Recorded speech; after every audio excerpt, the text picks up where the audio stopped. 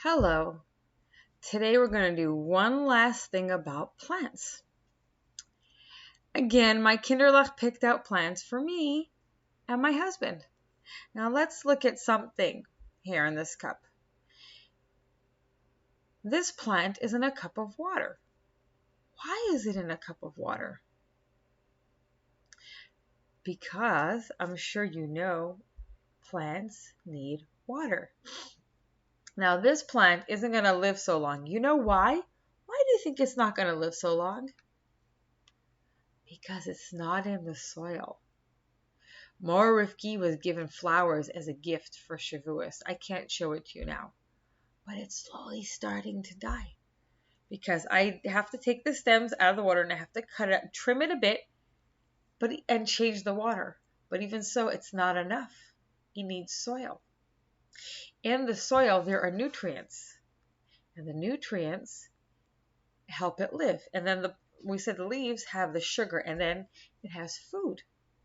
The leaves make the sugar and it has food. There are plants, however, that they live in soil that doesn't really have enough nutrients. So how do they live? So I'm going to show you about 3 kinds of plants. There's more than 3 that are really cool. We call them meat-eating plants. Are you ready? I'm going to show you in 1 minute. It's really exciting. This plant is called the Venus flytrap. Do you know what a Venus flytrap does? So in the first picture, it just shows you regular, it's open, it looks very innocent.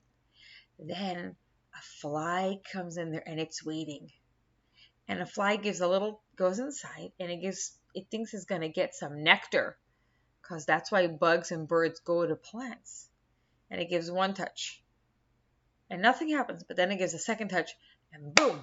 In the third picture you see the Venus flytrap closes its window and the bug is stuck. And it's going to mush it up. Mush, mush, mush, mush, mush, mush, mush. And it's going to be no more because it's going to eat the bug up.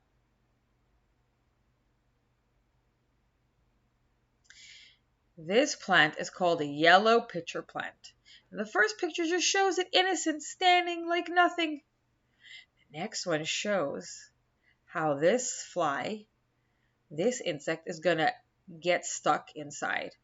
If it stays on the rim, it might be okay, but once it gets in there, that's it. It can't come out. It's going to get stuck inside.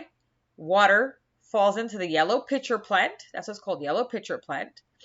And it's going to fall in because there's lots and lots of water and it's going to drown there. Then the yellow pitcher plant is going to eat it. So let's call it yellow pitcher plant.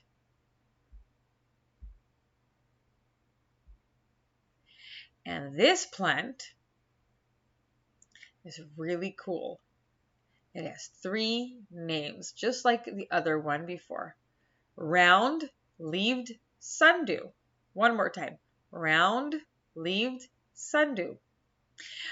On this thing, on the spikes, it looks like there's water and dew over there. So the bugs come and they try to suck it out. But really, there's something sticky there. And the fly comes bzz, bzz, bzz, bzz, bzz, bzz, bzz, and it gets stuck. And it's trying to leave, and it can't leave. And then the plant has a way of closing up, and it ate it all up. So, those are 3 out of 8 what we call meat-eating plants that we know of.